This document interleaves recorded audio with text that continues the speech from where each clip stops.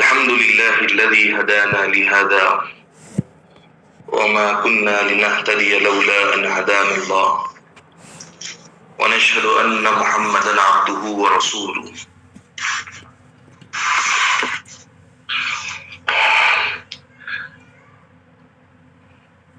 سب سے پہلے اللہ کا شکر ہے کہ اللہ تعالی ہم سب کو رمضان المبارک کے مہینے کی آمد سے پہلے ہی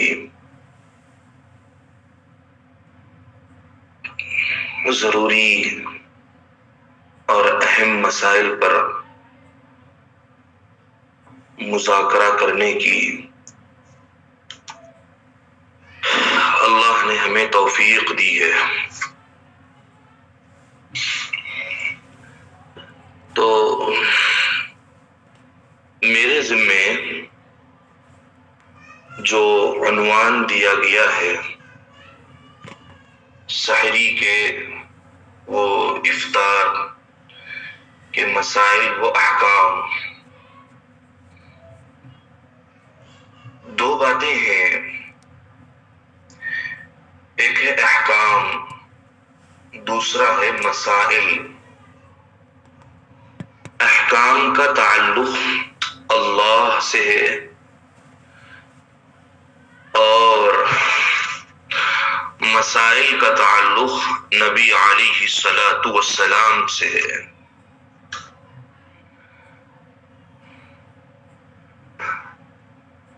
کیونکہ اللہ تعالی اپنی بات اجمالاً رکھتا ہے، اختصار کے ساتھ بیان فرماتے ہیں، اور حضور اکرم صلی اللہ علیہ وسلم کی ذمہ داری ہوتی ہے کہ اللہ پاک کی اجمالاً اور اختصاراً والی گفتگو کو تفصیلاً امت تک پہنچانا، یہ آپ صلی اللہ علیہ وسلم کی ذمہ داری ہوتی ہے۔ تو احکام کا تعلق اللہ تعالی سے ہے اور مسائل کا تعلق اللہ کے نبی صلی اللہ علیہ وسلم سے ہے۔ اسی لیے قرآن پاک میں اللہ تعالیٰ نے فعل امر کا استعمال کیا ہے اور اس کے ذریعے سے حکم دینا مقصود ہوتا ہے،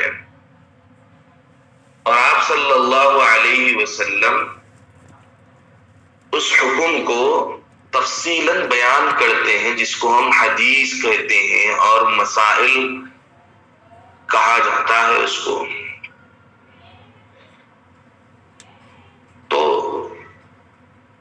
ایک بات یہ یاد رکھنی چاہیے کہ آج کے جو عنوان ہے کہ سحری کے فضائل و مسائل اور اس کا حکم، تو سب سے پہلی بات یہ یاد رکھنا چاہیے جو بات ہم تک پہنچ رہی ہے وہ بات اللہ کی اور اللہ کے نبی صلی اللہ علیہ وسلم کی بات ہے، صحابہ اکرام تابعین کی بات ہوتی ہے۔ تو جو بات بتائی جاتی ہے اس کو قبول کر لینا یہ کامل ایمان والے کی نشانی ہے۔ جو اللہ اور اس کے رسول کی بتائی ہوئی بات کو قبول نہیں کرتا، اس کے اندر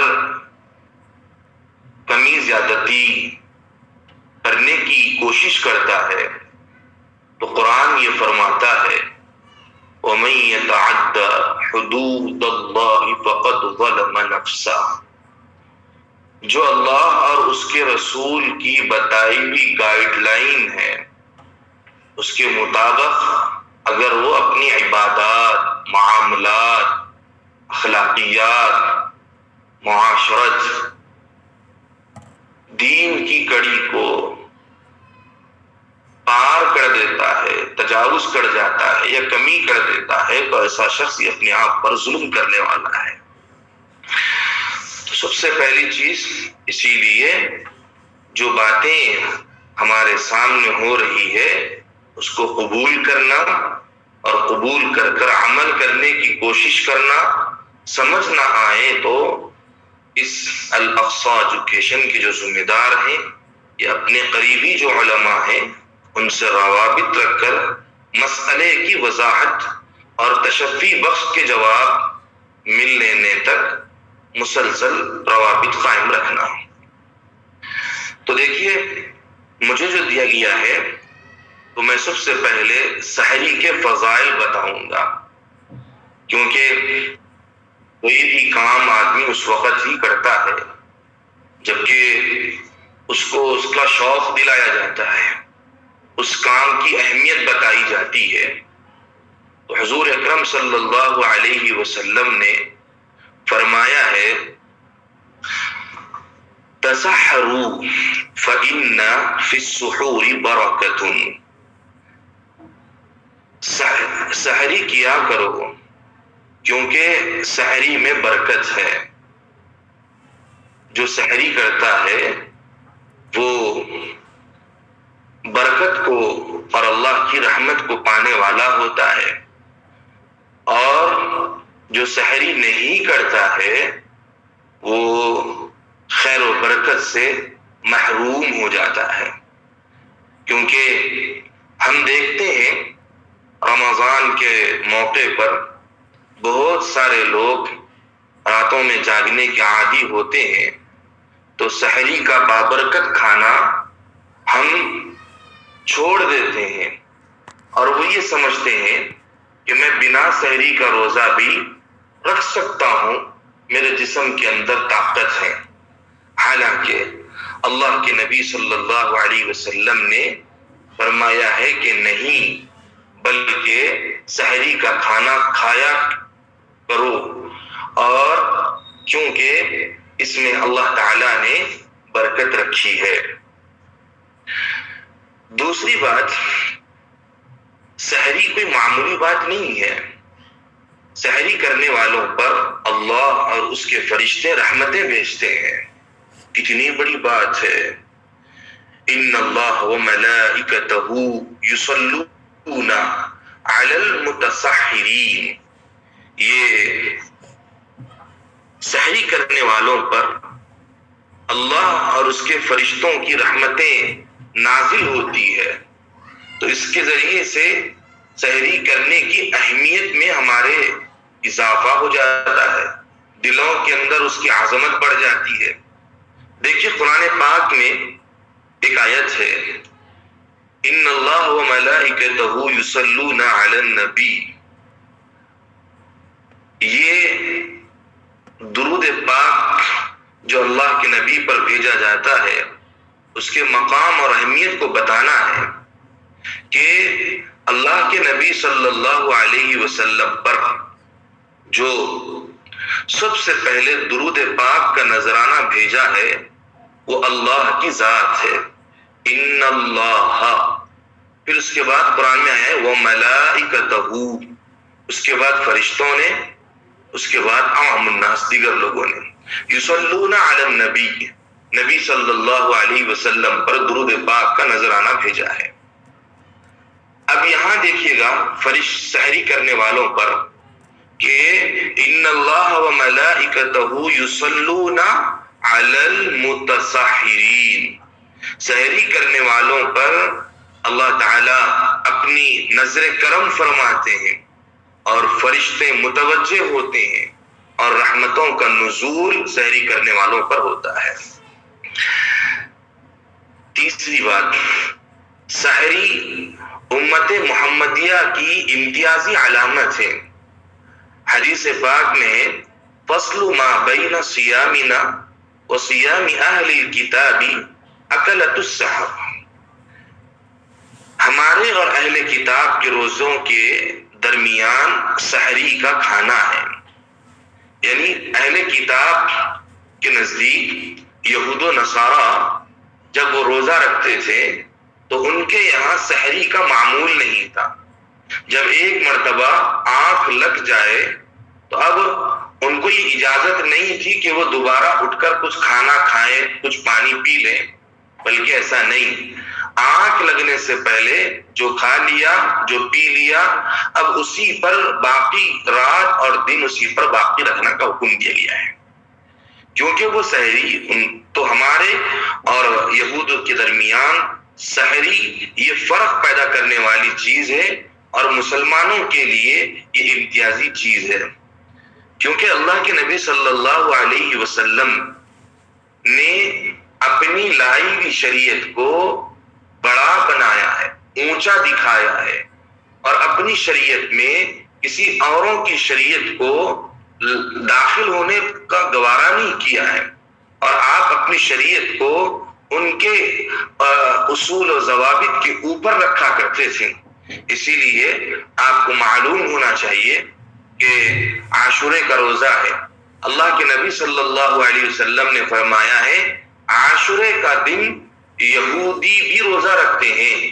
تو آپ نے اپنے اصحاب سے فرمایا یا تو آپ 9-10 روزہ رکھ لیا کرو یا 10-11 کو روزہ رکھ لیا کرو, لیکن ایک روزے پر اکتفا نہ کرو, کیونکہ 10 عاشورے کو یہود بھی روزہ رکھتے ہیں اور یہ نبی کا طریقہ ان کے طریقے سے اونچا ہے, تو نبی والا عمل بھی ان کے عمل سے اونچا ہونا چاہیے.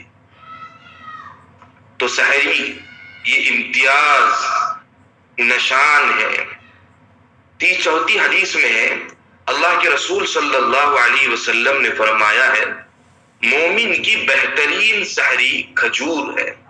یعنی فرمایا گیا کہ جو آدمی پیٹ اس کا بھرا ہوا ہو, اب کھانے کا کوئی تقاضا نہ ہو, یا نیند بہت اس کو ضرورت ہو, جسم اس کا اجازت نہیں دیتا ہے, تو فرماتے ہیں کم سے کم کھجور تو کھا لیا کرو, کھجور سے سحری کر لیا کرو, پانی کا استعمال یا دودھ کا استعمال کر لیا کرو, کیونکہ سحری یہ بابرکت چیز ہے.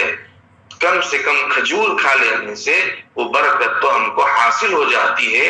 ہم کو اللہ کی طرف سے جو ملنے والی برکتیں ہیں اس سے محروم نہیں ہونا چاہیے. اس لیے اللہ کے نبی نے فرمایا کم سے کم سحری یہ کھجور سے کر لیا کرو. دیکھیے گا سحری کرنے کے لیے ہمارے سوسائٹی میں, ہمارے شہروں میں یہ ایک عام بات دیکھی جاتی ہے کہ لوگوں کو جگانا پڑتا ہو, لوگوں کو بیدار کرنا ہوتا ہے. تو ہمارے علاقوں میں یہ دیکھا جاتا ہے کہ بعض جگہوں پر 2-2:30 بجے رات سے ہی بیان بجایا جاتا ہے, یا طبلہ بجایا جاتا ہے, یا سیٹیاں بجائی جاتی ہے, یا مساجد میں بعض جگہ سحری میں جگانے کے لیے مسجدوں میں اذان دی جاتی ہے تاکہ وہ جلدی سے اٹھ جائیں اور اپنی سحری کر لیں. اور دیکھا یہ جاتا ہے مساجد کے اندر مائکوں کے ذریعے سے شور شرابہ ہوتا ہے اور نعتیں پڑھی جاتی ہے. یہ سب کام کیے جاتے ہیں تقریباً 2:30 بجے کی رات سے 3 بجے سے. حالانکہ ہمارا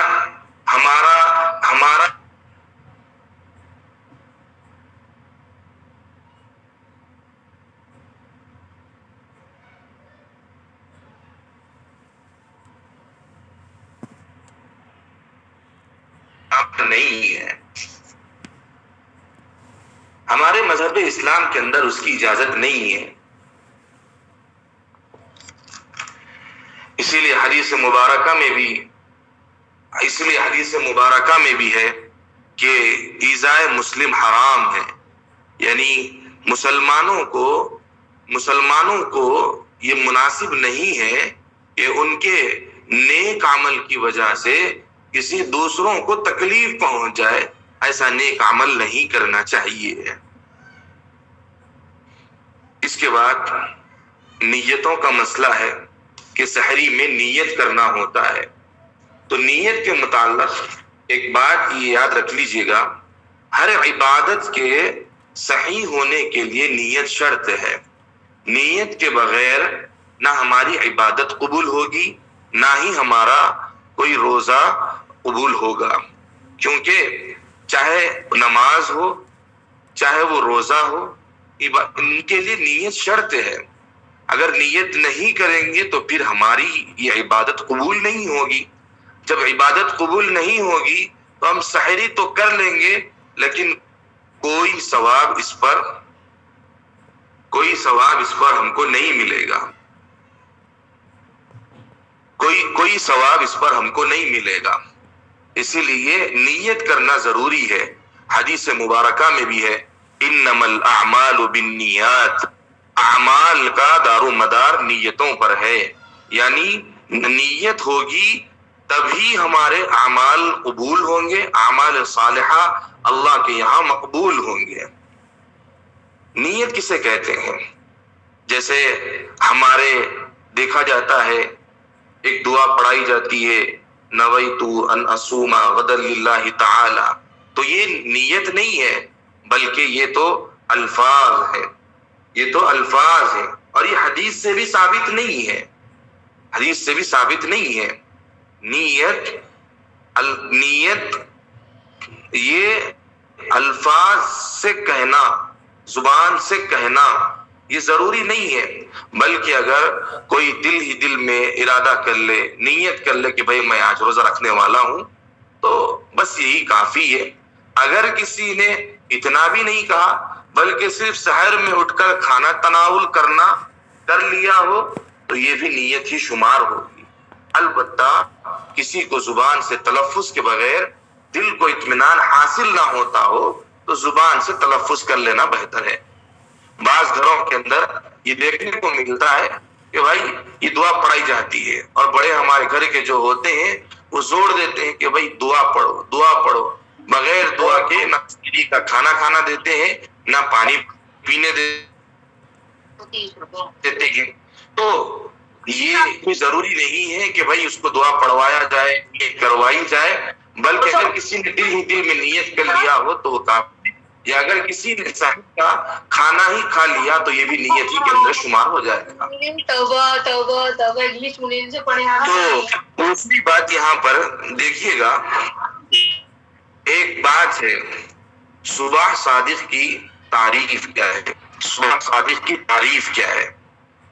صبح صادق اس سفیدی کو کہا جاتا ہے جو مشرق کی جانب سورج طلوع ہونے سے تقریباً 1.5 گھنٹہ پہلے آسمان کے کنارے پر چوڑائی میں یعنی شمال اور جنوب دکھائی دیتی ہے، اور جلد ہی پورے آسمان پر وہ روشنی پھیل جائے، اس سے فجر کا وقت شروع ہوتا ہے۔ اس کو یاد رکھیے گا، صبح صادق کیا ہے؟ صبح صادق اس سفیدی کو کہا جاتا ہے جو مشرق کی جانب، ایک منٹ ٹھہریے گا،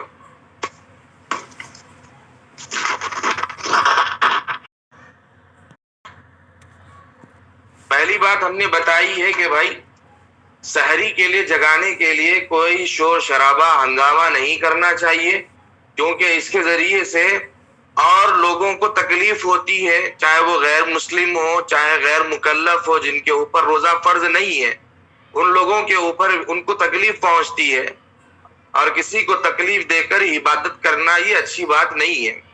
دوسری بات نیت کی ہم نے بتائی ہے کہ بھائی نیت یہ زبان کے سے کہنا یہی نیت نہیں ہے، بلکہ اگر کوئی دل ہی دل میں ارادہ کر لے یا سحری کے کھانا کھا لے تو بھی یہ بھی نیت ہی کے اندر داخل ہے، الگ سے کوئی الفاظ سے کہنا کوئی ضروری نہیں ہے۔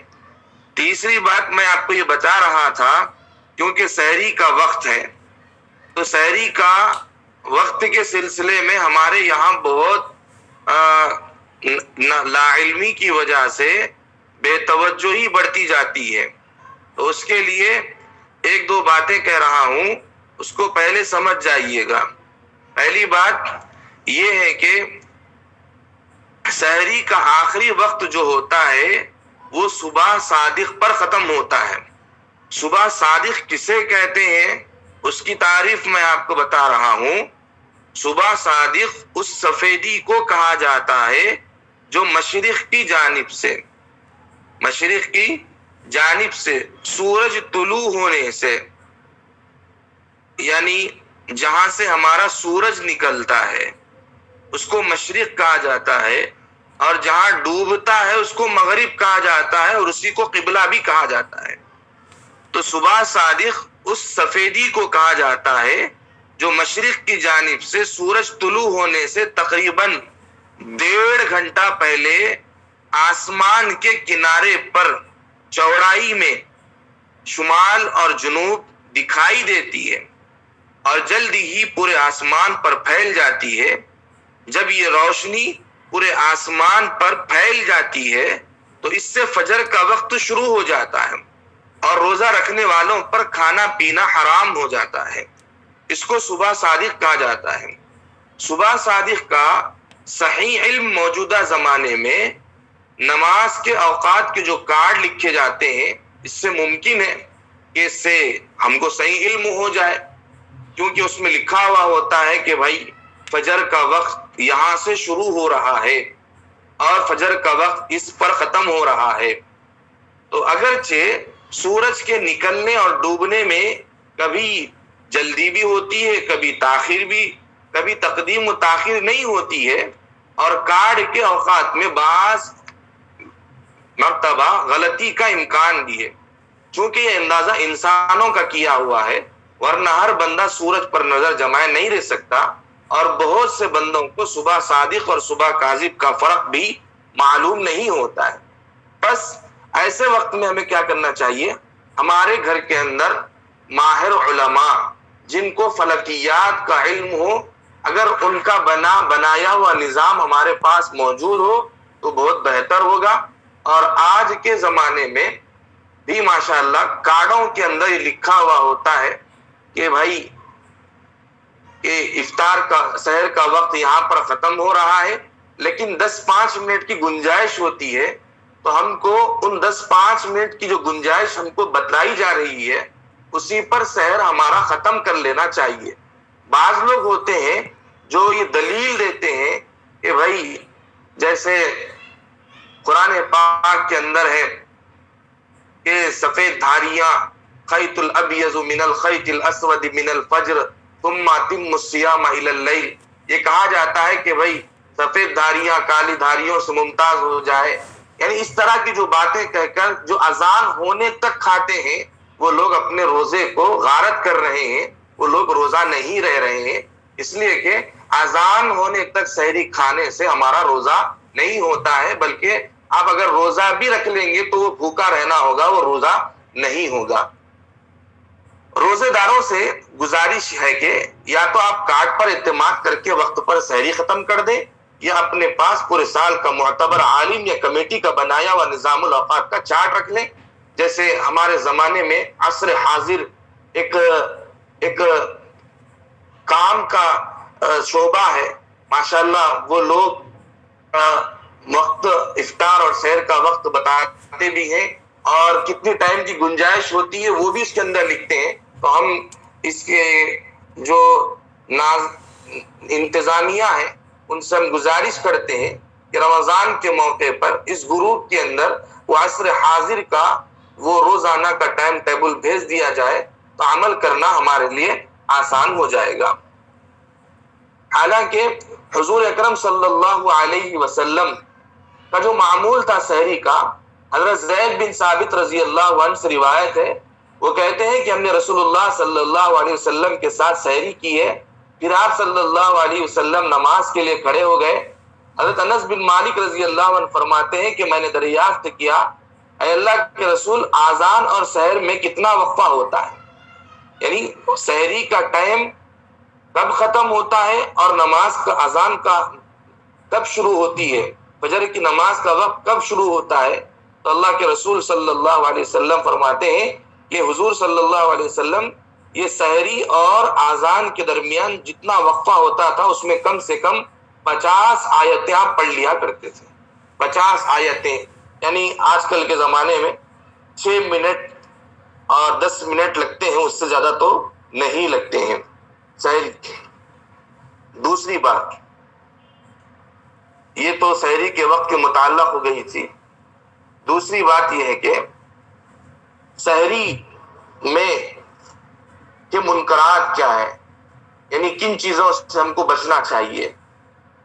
بعض لوگ سمجھتے ہیں کہ جس شخص کی آنکھ دیر سے کھلی کہ فجر کی اذان ہو رہی تھی یا اس کے بھی کچھ دیر بعد آنکھ کھلی تو اس کے لیے جلدی جلدی سحری کھا لینا جائز ہے.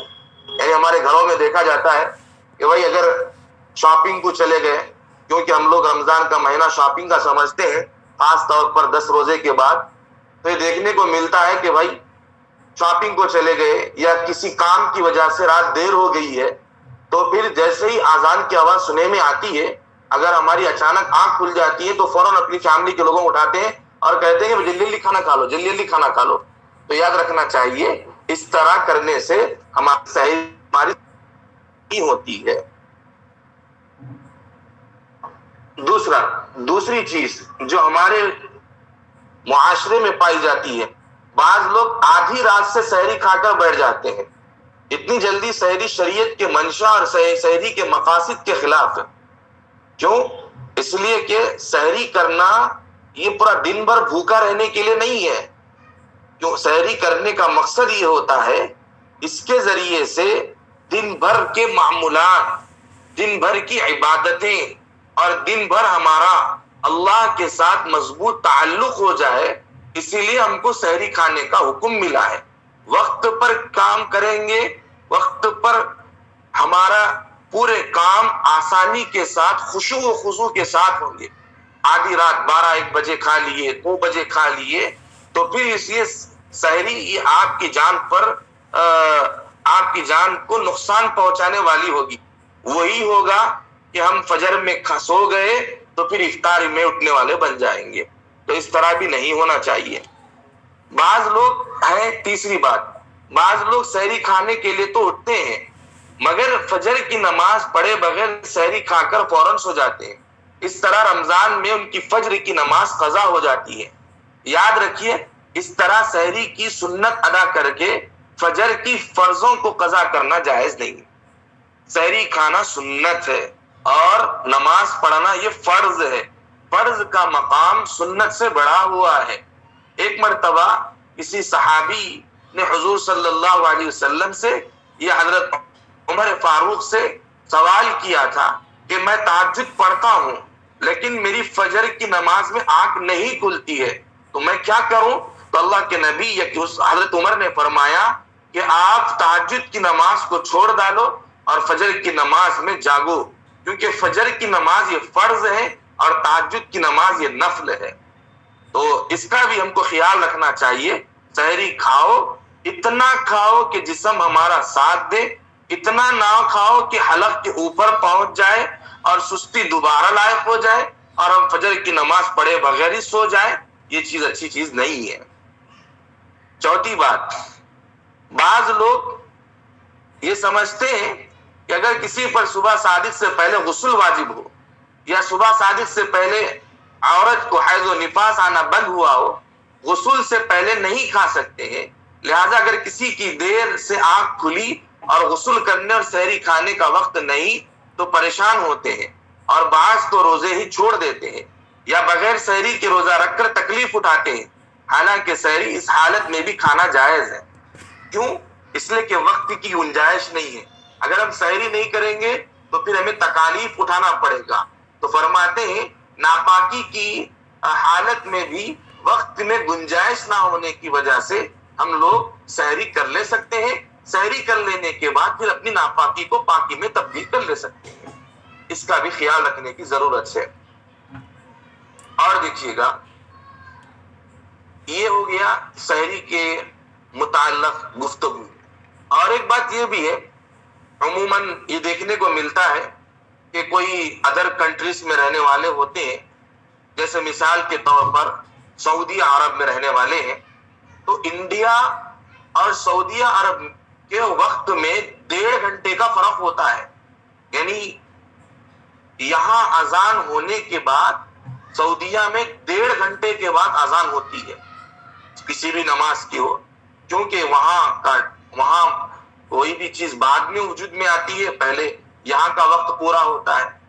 تو مثال کے طور پہ سمجھیے گا، ایک شخص سعودی عرب میں رہتا ہو، افطار کے وقت وہ جس ملک میں ہے اس کا لحاظ کرتے ہوئے وہ افطار کرے گا.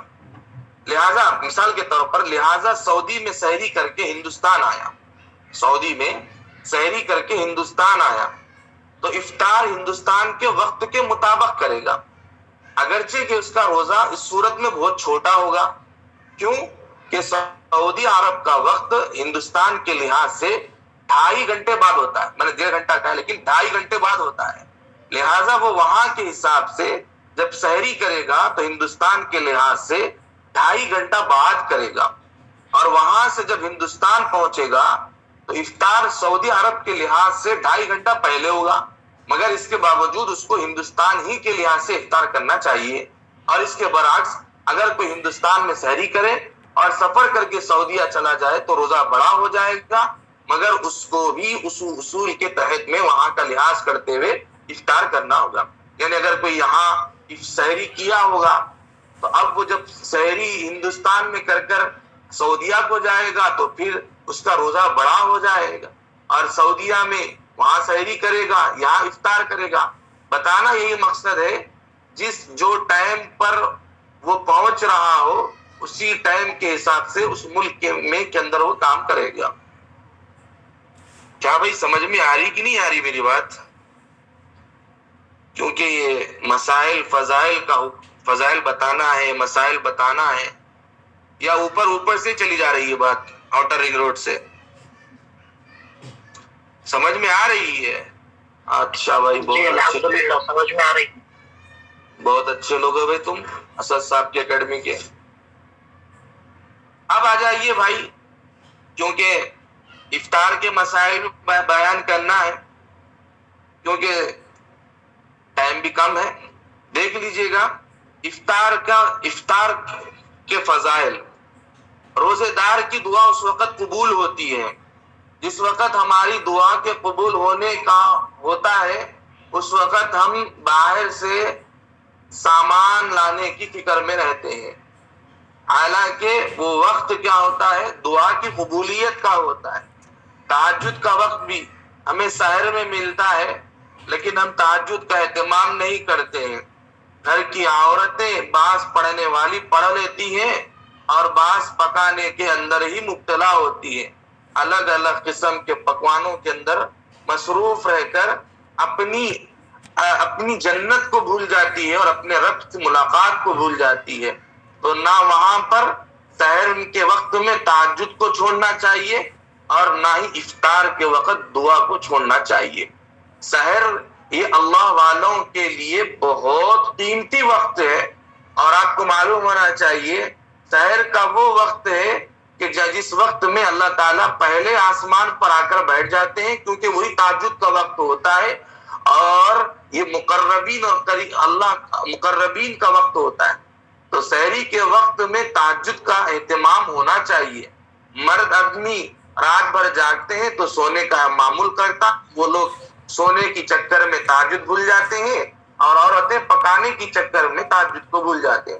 افطار کے وقت میں یہ ہوتا ہے کہ مرد آدمی افطاری لانے کے چکر میں دعا کرنے سے غافل رہ جاتا ہے، اور عورتیں افطاری کی تیاری کرنے میں دعاؤں سے غافل ہو جاتی ہے.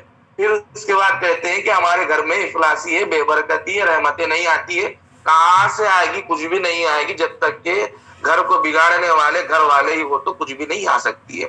اللہ کے نبی صلی اللہ علیہ وسلم نے فرمایا ہے، بے شک روزے دار کے لیے افطار کے وقت ایک ایسی دعا ہے جو رد نہیں کی جاتی ہے. یعنی اس کا مطلب یہ ہے کہ روزانہ افطار کے وقت میں جو دعا کی جاتی ہے، اللہ تعالیٰ روزانہ ایک دعا کو قبول کرتا ہے. روزانہ بندے کے حق میں ایک دعا کو ضرور بھی ضرور قبول کرتا ہے. دیکھو 30 دن کے روزے رہیں گے تو پھر ہماری 30 دعائیں قبول ہو جائے گی. تو کتنا ہم کو اہتمام کرنا چاہیے. دوسری حدیث میں روزے دار کے لیے 2 خوشیاں ہیں.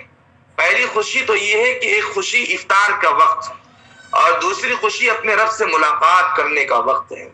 یعنی یہ بہت قیمتی وقت ہوتا ہے. تیسری حدیث میں ہے کہ جس نے روزے دار کو افطار کرایا اس کے لیے بھی اتنا اجر ہے جتنا روزے دار کے لیے ہے بغیر روزے دار کے اجر میں کمی کیے بغیر. یعنی کوئی بندہ ہے جو کسی کو روزہ کھلواتا ہے یا اس کے پاس افطاری پہنچاتا ہے. پہلے گھروں کے اندر یہ دیکھنے کو ملتا تھا کہ ایک پڑوسن دوسرے کا لحاظ کرتے ہوئے افطاری بھیجتی تھی تو آپس میں ایک دوسرے کے لیے اچھا خاصا افطار کا نظام بن جاتا تھا اور افطاری اچھی خاصی پہنچ جاتی تھی. لیکن اب ہمارے دلوں کے اندر اتنی کنجوسی اور بخیلی آ گئی ہے کہ امیر تو اپنے مزیدار کھانوں کے اندر لگا ہوا ہے, بیچارہ غریب سیرن سنتا ہے, بس پانی پی کر اپنا روزہ کھول لیتا ہے. تو یاد رکھیے گا یہ اس طرح آپس میں جو ایک دوسرے کے جو پڑوسی بنے ہوئے ہیں آپس میں ایک دوسرے کا خیال رکھنا چاہیے. افطار کے وقت ایک دوسرے کو اپنی افطاری بھیجنا چاہیے جس کی وجہ سے آپس میں محبتیں پیدا ہوتی ہیں اور دشمنیاں ختم ہو جاتی ہے. تو یہ کام کرنے کی ہم کو بہت ضرورت ہے بھائی. ہمارے دلوں کے اندر سے جو انسانیت اور رحم دلی جو ختم ہو گئی ہے وہ ایک دوسرے کو ہدیے دینے اور لینے کے اندر کیا ہے دوریوں کا نتیجہ ہے. اور ایک بات یاد رکھیے گا, اللہ کے نبی صلی اللہ علیہ وسلم نے فرمایا ہے سحر کے اندر تاخیر کر سکتے ہیں. جیسے میں نے بتایا ہے کہ کارڈوں کے اندر ایک ٹائم ہوتا ہے لیکن گنجائش دی گئی ہے کہ بھائی 10 منٹ آپ اتنی کر سکتے ہیں. تو آپ سحری کے اندر تاخیر کرنے میں اور افطاری میں جلدی کرنے میں نبی نے فرمایا ہے خیر ہی خیر ہے. ہاں اللہ کے نبی صلی اللہ علیہ وسلم نے فرمایا خیر ہی خیر ہے. تو اس کی طرف توجہ دینے کی ضرورت ہے. دوسری بات یہ ہے کہ دعا کی بات آتی ہے ہمارے یہاں, چونکہ آج کل زندوں سے پوچھنے کا وقت نہیں رہا ہے اس لیے یوٹیوب سے ہم پوچھتے ہیں, ڈاکٹروں سے پوچھتے ہیں, پینٹ شرٹ پہن کر اس کا جو اسکالر ہوتے ہیں ان کے بیانات سنتے ہیں. سراسپیٹ میں موجود اپنے علاقوں کی مساجد میں موجود علماء پورے ہم کو نظر نہیں آتے ہیں. اس کی وجہ سے ہماری گمراہی کا ایک راستہ یہ بھی ہے کہ بھائی زندوں سے مسئلے پوچھنے کا اہتمام کیجیے گا. کیا غائب لوگوں سے مسئلے پوچھو گے؟ غائب لوگوں سے پوچھے گے تو پھر ہماری اعمال بھی غائب ہو جائیں گے, وہ اللہ کے یہاں حاضر نہیں ہوں گے. تو دیکھیے گا 2 دعائیں ہمارے یہاں پڑھی جاتی ہے. ایک ہے اللہم لک صمت وبک آمنت وعلیک توکلت وعلی رزقک افطرت. ایک یہ دعا ہے. دوسری دعا ہے ذهب الظمأ وابتلت العروق وثبت الاجر انشاء اللہ. اب یہاں پر بتانا بس اتنا مقصد ہے کہ بھائی ہمارے حیدرآباد کی بڑی مشہور قدیم درسگاہ اور اس کے بانی و محتمین اور پورے تلنگانہ و آندھرا پورے ہندوستان کے مشہور و معروف عالم دین حضرت مولانا عبدالقوی صاحب دامت برکاتہم فرماتے ہیں کہ افطار شروع کرنے سے پہلے اللہم لک صمت وعلی رزقک افطرت پڑھ کر افطار شروع کیا جائے اور افطار کر لینے کے بعد ذهب الظمأ وابتلت العروق وثبت الاجر انشاءاللہ پڑھ لینا چاہیے. اس کے اندر ڈسٹرب نہیں ہونا چاہیے کیونکہ بہت سارے لوگ ایک سوال کرتے ہیں کہ بھائی مول صاحب وہ مول صاحب ایسا بول رہے آپ ایسا بول رہے. نہیں, وہ مول صاحب میں یہ مول صاحب میں دیکھنا چاہیے کہ بھائی انہوں کیا ہے اور آپ کیا ہیں. ہاں, حجام کے پاس جا کر کوئی بھی سرجری نہیں کراتا ہے بلکہ ڈاکٹر کے پاس جا کر سرجری کراتا ہے. تو ایسے ہی مسائل انجینئروں اور ڈاکٹروں سے نہیں پوچھے جاتے ہیں بلکہ انجینئر سے پلان پوچھا جاتا ہے اور ڈاکٹر سے سرجری پوچھی جاتی ہے اور علماء سے مسائل پوچھے جاتے ہیں. تو ایک بات یاد رکھ لیجئے گا کہ افطار کرتے وقت اللہم لک صمت وعلی رزقک افطرت یہ دعا پڑھنا ہے اور افطار کر لینے کے بعد ذهب الظمأ وابتلت العروق وثبت الاجر انشاءاللہ پڑھنا ہے.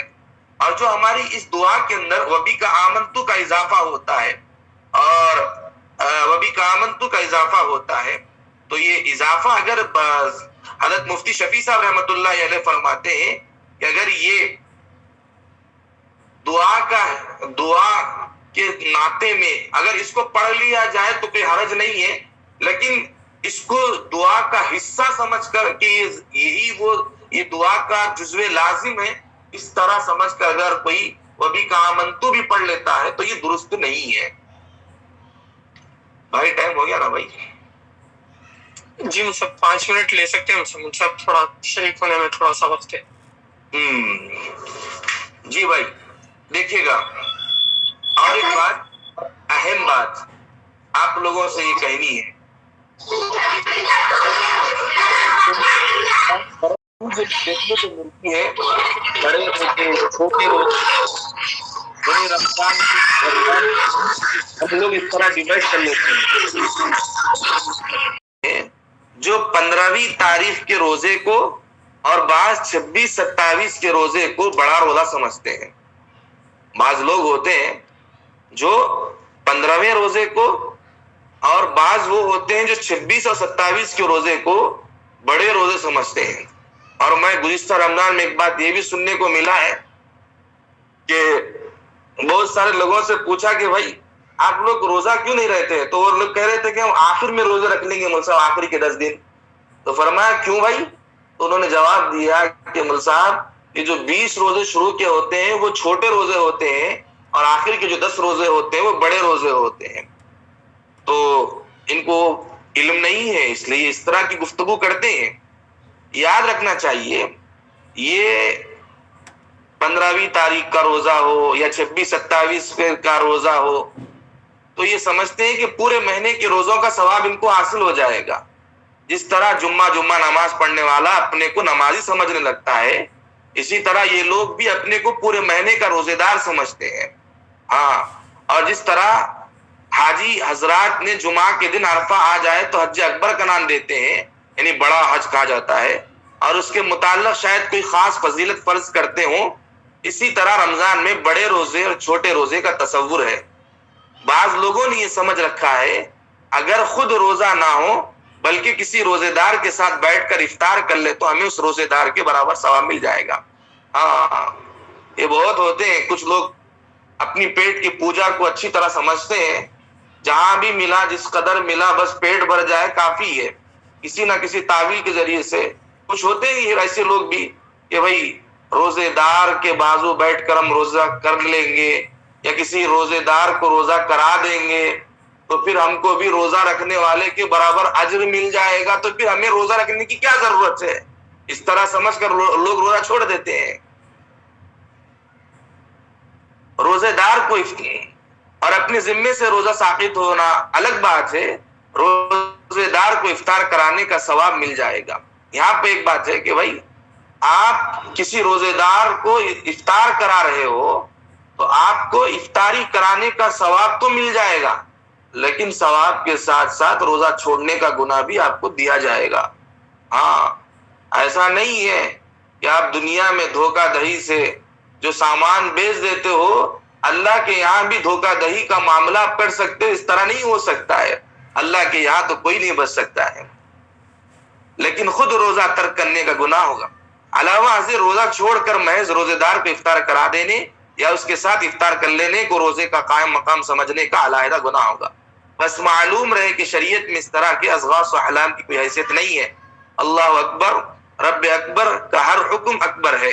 رمضان کا اول تا آخر اور تمام روزے ثواب اور حکم میں برابر ہیں، کوئی بھی روزہ چھوٹا اور بڑا نہیں ہوتا ہے۔ تیسری بات اور یہ یاد رکھ لینی چاہیے، ہمارے چند سالوں سے ہمارے شہروں میں یہ بات دیکھنے کو ملتی ہے کہ بھائی ایک محلے والے مل گئے، اس کے نوجوانوں کی طرف سے افطار کی اور طعام کی دعوت ہے، بعض محلے والے افطار اور طعام کی دعوت ہے، یعنی ہر محلے کا بچہ اب افطار اور طعام کی دعوت کرنا شروع کر دیا ہے اور یہ ٹرینڈ بن چکا ہے۔ اور ماشاءاللہ بھولے بھالے مسلمان اس میں شریک بھی ہوتے ہیں جن کو علم کا پتہ نہیں ہوتا ہے، کیونکہ ان لوگوں نے اسد صاحب کی اس اکیڈمی میں جوائن ہو کر علم کو جاننے کی کوشش نہیں کی ہے۔ اگر وہ لوگ اسد صاحب کی اس علم کی مباحثے میں اور گفتگو والی مجلس میں شریک ہوتے تو ان کو بھی پھر علم ہو جاتا کہ بھائی کیا اس طرح کی افطار پارٹیوں میں شریک ہونا جائز ہے یا ناجائز ہے۔ ہم سب کو یہ علم ہونا چاہیے کہ بھائی نوجوانوں کی طرف سے جو افطار پارٹیاں ہوتی ہے ان کی ابھی عمر پڑھنے کی ہوتی ہے، وہ ان کی کمانے کی عمر نہیں ہوتی ہے، اور جب وہ عمر پڑھنے کی ہے، اب افطار کے لیے لاکھوں روپے کا خرچہ اکٹھا کرنا ہوتا ہے اور لاکھوں روپے کا خرچہ آتا ہے، تو پھر یہ اتنا پیسہ لائیں گے کہاں سے؟ اب ہم نے دیکھا ہے بعض بچوں کو کہ بھائی جو میدانوں جو کرکٹ ہوتی ہے یا فٹ بال گیم ہوتی ہے اس کے اوپر سٹا لگاتے ہیں، اور ہم نے بعضوں کو دیکھا ہے کہ افطار کی پارٹی کرانے کے لیے سود اور مٹی کی رقم لے کر افطار کے انتظام بھی کیا جاتا ہے۔ اب بتاؤ کہ جوان نو کی طرف سے جو افطار پارٹیاں ہوتی ہے، تعلیمی زمانے میں جن کے پاس پیسہ نہیں ہوتا ہے وہ لاکھوں روپے کا خرچہ کہاں سے جمع کرتے ہیں، اور ان کی افطار کی ہوئی پارٹیوں کو قبول کرنا اور ان کا کھانا کھانا کیسے درست ہو سکتا ہے؟ ہمارے اسلام میں تو ہے جبر کرنا یہ سب سے بڑا گناہ ہے، کسی بھی نیکی کے لیے جبر، زور و زبردستی کرنا، جس کو قرآن فرماتا ہے لا اکراہ فی الدین۔ اسی لیے یاد رکھنا چاہیے۔ اور دوسری بات اسی کے متعلق یہ بھی ہے، اگر کسی مسلمان کی آمدنی مشکوک ہو، بعض مرتبہ ہوتا ہے کہ بھائی ہم کو معلوم ہوتا ہے کہ بھائی یہ انٹرسٹ کی چٹیاں چلاتا ہے، ہر راز کی چٹیاں چلاتا ہے، تو ہم کو معلوم ہوتا ہے، لیکن کچھ لوگ ہوتے ہیں جو ہیلے نکالتے ہیں کہ نہیں بھائی ان کا بزنس بھی ہے، وہ دو مال مل کر آ جاتے ہیں، تو اب اس صورت میں ہم کیا کریں گے؟ اس کو یاد رکھیے گا، الحلال بین والحرام بین، جب حلال بھی واضح ہو اور حرام بھی واضح ہو لیکن ان دونوں کے درمیان شک ہو تو فقہائے کرام فرماتے ہیں حرام چیز کو بطور تقوی کے اور احتیاط کے لیا جائے گا اور حلال چیز کو چھوڑ دیا جائے گا، کیونکہ ہو سکتا ہے کہ بھائی اگر ہم حلال کو لیں گے تو اس کے اندر حرام آ جائے گا، پھر ہماری عبادت ناقابل قبول ہو جائے گی، اللہ کے یہاں قبول نہیں ہوگی، اور اگر ہم حرام کو لیں گے تو حلال تو بچ جائے گا، اور حرام کو جب لیں گے تو پھر ہم کام کرنے سے بچ جائیں گے۔ تو اگر کسی مسلمان کی آمدنی شک میں ہو کہ وہ سود رشوت لیتا ہے، تو اگر اس کے غالب آمدنی حلال ہو تو دعوت افطار قبول کرنا جائز ہے، یعنی اس میں یہ دیکھا جائے گا کہ بھائی اس کی آمدنی حلال اور حرام میں کون زیادہ ہے، حلال مال زیادہ ہے یا حرام مال زیادہ ہے۔ اگر اس کا صحیح علم ہو تب جا کر آپ قدم اٹھا سکتے ہیں، ورنہ اگر آپ کو صحیح علم نہ ہو آپ ایسے ہی کریں گے تو پھر یہ غلط کام ہو جائے گا، اور غالب آمدنی اگر حرام کی ہو تو اس کی دعوت افطار قبول کرنا ہرگز جائز نہیں ہے۔ تو اب ہم ہماری بات کو آخر میں ایک واقعے پر میں ختم کرتا ہوں، کیونکہ ہمارے رہبر ہمارے استاد محترم حضرت مولانا موسیٰ خان صاحب ندوی دامت برکاتہم حفظہ اللہ تعالی عنہ، شیخ الحدیث جامعہ احیاء العلوم حیدرآباد ہمارے اس پروگرام میں شریک ہے، یہ ہمارے لیے بہت قابل فخر کی بات ہے۔ آخر میں حضرت ہی کی موجودگی میں ایک بات کہہ کر اپنی بات ختم کر دیتا ہوں۔ حضرت شیخ جنید بغدادی رحمت اللہ علیہ ایک بہت بڑے بزرگ گزرے ہیں۔ ایک مرتبہ بہلول دانا نے پوچھا شیخ صاحب کھانے کے آداب جانتے ہو؟ تو حضرت کہنے لگے ہاں جانتا ہوں۔ تو فرمایا بہلول دانا نے کیا کیا ہے؟ تو کہنے لگے کہ بسم اللہ کہنا، اپنے سامنے سے کھانا، لقمہ چھوٹا لینا، سیدھے ہاتھ سے کھانا، خوب چبا کر کھانا، دوسرے کے لقمے پر نظر نہ رکھنا، اللہ کا ذکر کرنا، الحمدللہ کہنا، اول و آخر ہاتھ دھونا۔ بہلول رحمت اللہ علیہ نے کہا لوگوں کے مرشد ہو اور کھانے کے آداب نہیں جانتے؟ یہ کہہ کر بہلول اٹھ کر جانا ہی چاہتے تھے، حضرت شیخ جنید بغدادی رحمت اللہ علیہ نے ان کا دامن پکڑ لیا اور کہا جب میں نہیں جانتا تو بتانا آپ پر واجب ہے کیونکہ آپ جانتے ہو۔ بہلول دانا نے کہا جو آداب آپ بتا رہے ہوں وہ فرع ہے اور اصل کچھ اور ہے۔ اصل یہ ہے کہ جو کھانا کھا رہے ہوں وہ حلال ہے یا حرام ہے۔ لقمہ حرام کو جتنے بھی آداب سے کھاؤ گے، یعنی حرام کھانا ہے اس کو آپ جتنے بھی آداب سے کھاؤ گے وہ دل میں اندھیری ہی لائے گا، نور ہدایت نہیں لا سکتا ہے۔ تو ہم سب کو افطار پارٹیوں کے موقعوں پر اس طرف توجہ دینے کی بہت سخت ضرورت ہے. یہ ٹرینڈ بن گیا ہے جو ہمارے اعمال صالحہ کو برباد کرنے کا ذریعہ ہے. وہ ہے نوجوانوں کی افطار پارٹیاں.